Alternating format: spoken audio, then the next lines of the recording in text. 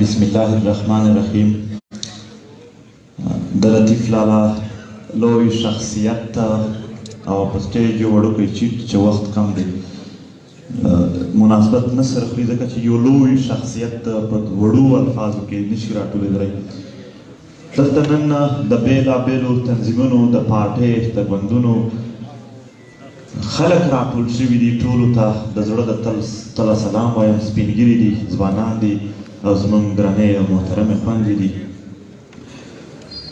محترمو، لطیف لالا ته په یو باکردار او په یو شاندار ژوند تېرولو باندې د عقیدت ګلونه وړاندې کوو او فاتحه یې د ده د کورنۍ سره سره په ټول کام ته کوو.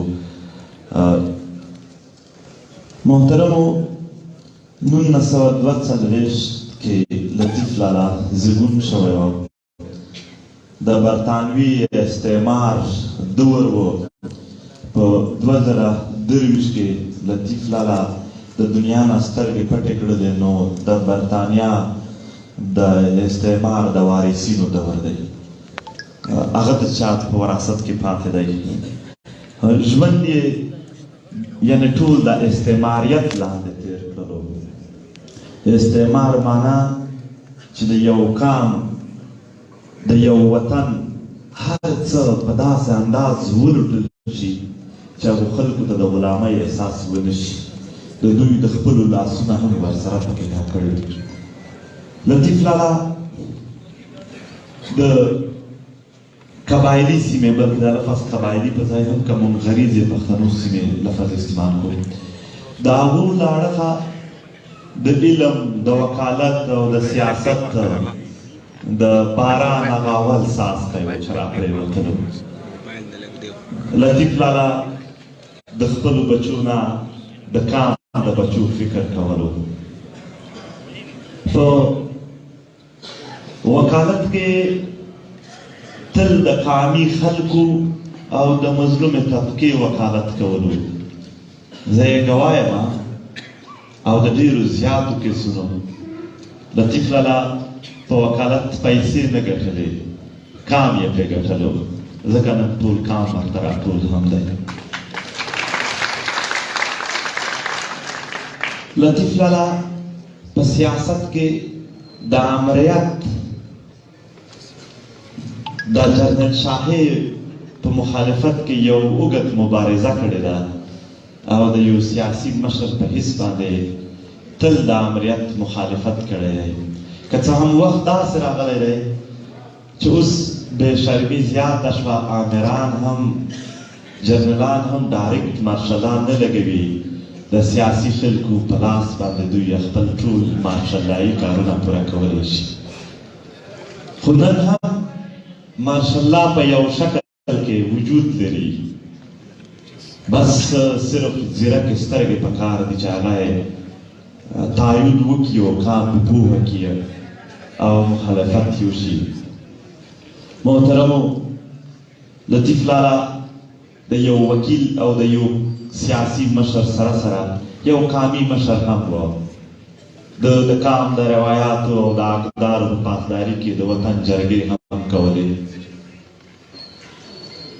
ځکه ما وویل چې د لطیف لالا لوی شخصیت په وړوکي تقریر کې نشي راټولېدلی. لطیف لالا په قد او قامت باندې چې څومره لوړ و، د هغې نه بیا ډېر زیات په کردار لوړ و. ډېر لوی کردار یې و.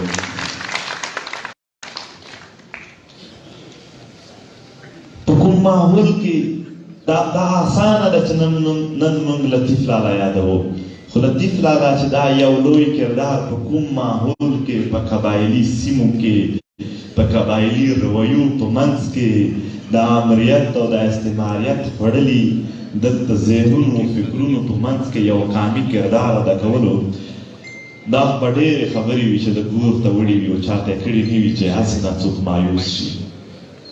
ډېر څه یې تېر کړل، د کام دپاره یې ژوند تېر کړ. افسوس کولی شو په ډېر لوی 80 کاله نه باندې عمر کې هم یعنې نور د ده ویښته سپین و چې خدای ته هم حیا ځینې ورځي، خو په دا خاوره کې بیا هم حیا ونه شوه. خدای په ګولیو شهید کړی شو. محترمو، د لطیف لالا ژوند لوی دی، خو تقریر دلته د وړوکوالي دپاره به زه د ده په افکارو د هغو افکارو په نتیجه کې د موجوده دور مقابله د دوه درې جملې ادا کړم. لکه څنګه چې نورو ملګرو خبره وکړه چې دلته د یو نوي جنګ کیسې دي، حالات دي. هېڅ نوی جنګ نشته دی. هغه جنګ لا لګیا دی. هغه پیرنګی چې راغلی و او په دې خاوره باندې خپل استعماري قبضه کړې وه، هغه جنګ لا لګیا دی. هغه قوتونه، هغه سیمې، هغه علاقې چې د پیرنګي خلاف یې مزاحمت کړی و، نن هم د پیرنګي باقاعده داغونه انتقام لا اخلي، لا یې په قرار نه پرېږدي. خبره وشوله چې دلته د نوی جنګ چې کېږي جنرالان د پالیسي بدله کېږي، هغه او دغه. دا جنرالانو خپله پالیسي نه ده محترمو، دا د دنیا د قوتونو پراکسي جنګونه دي. په دې خاوره خپل مفادات دي. امریکې په اوسني وخت کې د روس خلاف په یوکرین کې او د چین خلاف په پښتونخوا کې د پراکسي جنګونو یو نوی ترتیب سیټ کړی دی. په دې جنګ کې، په دې منصوبو کې بیا د دغې من د جنرالانو ګټه دا ده چې کله بدامني خوره شي نو د امن په نامه به، د امن د راوستلو په نامه به دته ډالر راځي، د امن د خرابولو په نامه به هم د ده منصبه روانه وي، او د امن د جوړولو په نامه به دی نور هم پاورفل کېږي، نور اختیارات به ورته حاصل کېږي، نور ایکشن یونټ آف سیول پاور او داسې قانونونه به د ده په لاس ورشي. هر څوک به وایي چې دوی ته اختیار ورکړي چې امن راولي، او په دې نامه به په دې خاوره کې د دغې خاورې په وسایلو باندې خپل ځانونه غوړ او مست کړي. نن د وطن بچي په کروڑونو تعداد کې د دنیا د 13 ملکونو آبادي په 1 کروڑ کمه ده.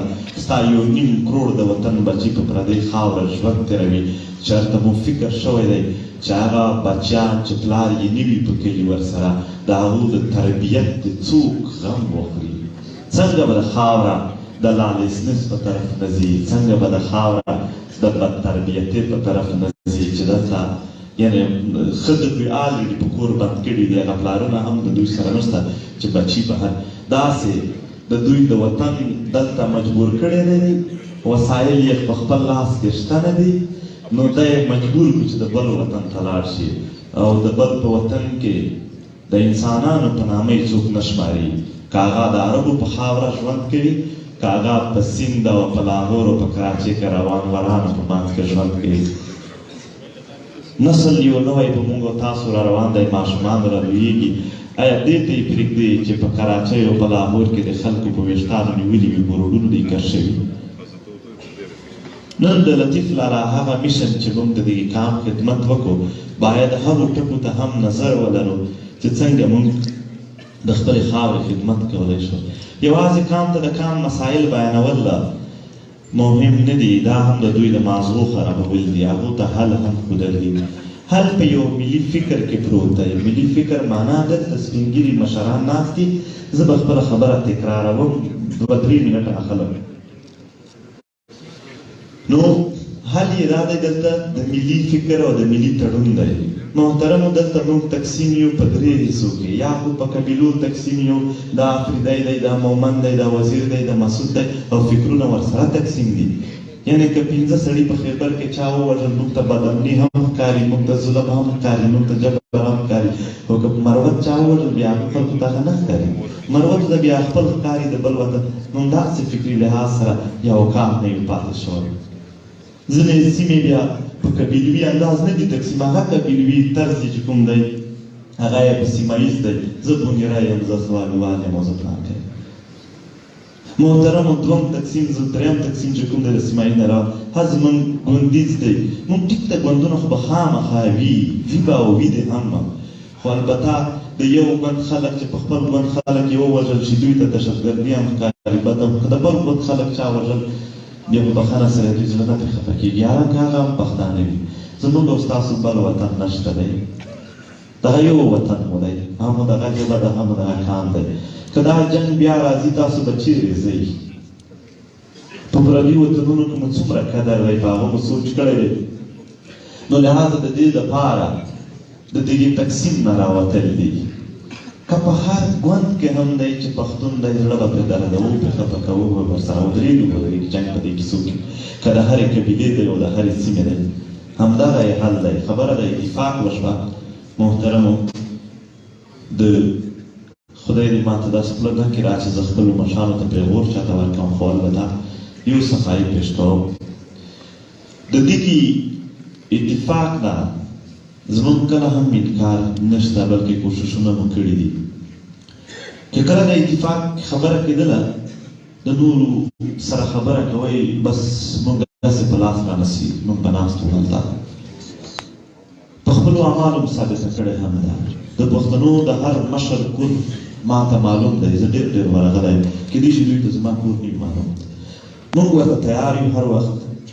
انشاءالله کوشش به کوو چې نورو سره هم هغه الفاظ هغه اعمال هغه افکار موږ خپل کړو چې دوی زموږ سره په کښېنولو په ودرېدلو په خپرېدلو کې خپل زړونه او خپل ځانونه تنګ نه وویني کمزور نه وویني بلکې دوی هم زموږ سره برابر وي لطیف لالا هم یې شخصیت هم یې افکار او هر څه یې ژوندي دي او صرف دومره وایم کام به یوازې په مرګ خپله طلا نه ستایو دا ډېره ښه خبره چې په مرګ یې وستایو خو په ژوند کې د ده د ژوند د ستایلو دپاره داسې سمینار شوی وای نو څومره اندازه ده چې موږ موجوده خلک به څومره ورته ناست کوي په ژوند به هم د دغې قام او د دغې وطن چې څوک هم د خیر غواړي هغو ټولو ته به سلام کوو ملګرتیا ورسره کوو ډېره مننه خوشحاله